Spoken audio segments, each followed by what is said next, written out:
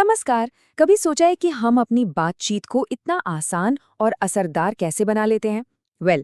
आज हम हिंदी व्याकरण के एक ऐसे ही दिलचस्प हिस्से यानी सर्वनाम के जादू को समझने वाले हैं। ये वो छोटे छोटे शब्द हैं जो हमारी भाषा में सच में जान डाल देते हैं। जरा एक पल के लिए सोचिए, क्या होता अगर हमें हर बार किसी का जिक्र करते समय उसी का नाम दोहराना पड़ता? बातचीत कितनी अजीब, थकाऊ और बोझिल हो जाती है ना। चलिए इसको एक उदाहरण से समझते हैं। सर्वनाम के बिना एक वाक्य है, राम स्कूल जाता है, राम रोज समय पर पहुंचता है। थोड़ा दोहराव सा लगता है। अब देखिए सर्वनाम के साथ यही वाक्य कितना बदल जाता है। राम स्कूल जाता है, वह रोज समय पर पहुंचता है। देखा आपने, वह शब्द ने कैसे एक झटके में वाक्य को सहज और बेहतर बना दिया। तो इसकी सीधी और सरल सी परिभाषा यही है, जो शब्द संज्ञा यानी किसी भी व्यक्ति, वस्तु या जगह के नाम की जगह पे इस्तेमाल होते हैं, उन्हें ही सर्वनाम कहते हैं। और इनका सबसे बड़ा काम है बार बार नाम लेने की झंझट को खत्म करना। तो अब जब हम सर्वनाम का महत्व समझ गए हैं, तो चलिए इसमें और गहराई से उतरते हैं। हम सर्वनाम के 6 प्रकारों को एक एक करके समझेंगे। पुरुषवाचक से शुरू करेंगे, संबंधवाचक तक जाएंगे और आखिर में सबको एक साथ भी देखेंगे। तो हमारा पहला पड़ाव है पुरुषवाचक और निजवाचक सर्वनाम। ये वो सर्वनाम हैं जो सीधे सीधे व्यक्तियों से, मतलब हमसे आपसे जुड़े होते हैं। पुरुषवाचक सर्वनाम वो शब्द हैं जो बोलने वाले, सुनने वाले या किसी तीसरे व्यक्ति के लिए इस्तेमाल होते हैं, जैसे मैं, हम, तुम, आप, वो और वे। और हाँ, एक मजेदार बात यह है कि तुम और आप का इस्तेमाल सम्मान और अपनेपन के हिसाब से बदलता है, जो हिंदी की एक अलग ही खूबसूरती है। उदाहरण के लिए, मैं खेल रहा हूं। यहाँ मैं एक पुरुषवाचक सर्वनाम है, क्योंकि यह बोलने वाले व्यक्ति की जगह पर आया है, जिसे व्याकरण में उत्तम पुरुष भी कहते हैं। अच्छा, पुरुषवाचक सर्वनाम के बाद अब हम निजवाचक सर्वनाम को देखते हैं। ये बड़े दिलचस्प हैं, पता है क्यों? क्योंकि ये शब्द वाक्य के कर्ता यानी सब्जेक्ट पर ही वापस जोर देते हैं, जैसे कि अपना, स्वयं या खुद। इस वाक्य को देखिए, वह अपना काम करता है।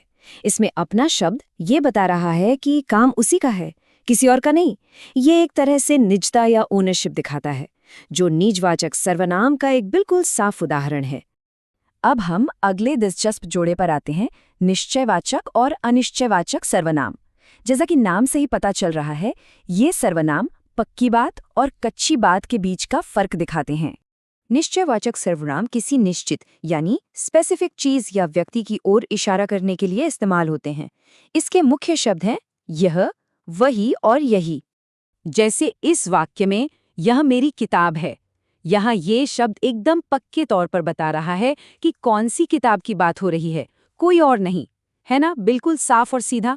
और इसके ठीक उलट अनिश्चयवाचक सर्वनाम किसी अनिश्चित व्यक्ति या वस्तु के बारे में बताते हैं। जब हमें पक्का पता नहीं होता, तब हम कोई और कुछ जैसे शब्दों का सहारा लेते हैं। इसे इस उदाहरण से समझते हैं। कोई दरवाजे पर है। यहाँ कोई शब्द से ये तो पता चल रहा है कि कोई तो है, लेकिन कौन है ये पक्का नहीं है, एक रहस्य सा बना हुआ है। और अब हम सर्वनाम के अंतिम लेकिन बहुत ही महत्वपूर्ण जोड़े को देखेंगे, प्रश्नवाचक और संबंधवाचक। देखिए, एक का काम है सवाल पूछना और दूसरे का काम है रिश्ते जोड़ना। प्रश्नवाचक सर्वनाम, जैसा कि नाम से ही जाहिर है, सवाल पूछने के लिए इस्तेमाल होते हैं। ये हमारी जिज्ञासा को शब्द देते हैं, जैसे कौन, क्या और किस। एक बहुत ही सीधा सा सवाल, कौन आया है? यहाँ पर कौन शब्द जानकारी मांग रहा है, और बस यही चीज इसे एक प्रश्नवाचक सर्वनाम बनाती है। सिंपल। प्रश्नवाचक सर्वनाम के बाद चलिए अब आखिरी प्रकार पर चलते हैं, संबंधवाचक सर्वनाम। ये क्या करते हैं? ये एक बात का संबंध दूसरी बात से जोड़ते हैं। इसके शब्द हैं जो, सो, जैसा। इस उदाहरण को देखिए, जो मेहनत करता है वही सफल होता है। यहाँ जो और वही शब्द मेहनत करने और सफल होने के बीच एक गहरा कनेक्शन बना रहे हैं। तो अब हमने सभी 6 प्रकारों को समझ लिया है। चलिए अब इन सबको एक साथ एक नज़र में देखते हैं, ताकि यह हमारी याद में अच्छे से बैठ जाएं। ये स्लाइड एक तरह से हमारा क्विक रिवीजन है। सभी 6 प्रकार के सर्वनाम उनके मुख्य शब्द और उदाहरण सब कुछ एक ही जगह पर।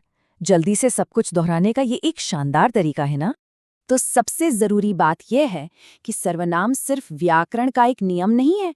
ये हमारी भाषा को कुशल, सुंदर और एकदम साफ बनाते हैं।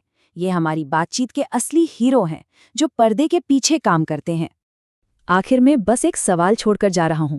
अगर ये छोटे छोटे शब्द ना होते तो हमारी भाषा और हमारी भावनाएं दोनों ही कितने अधूरे महसूस होते। इस पर जरूर सोचिएगा।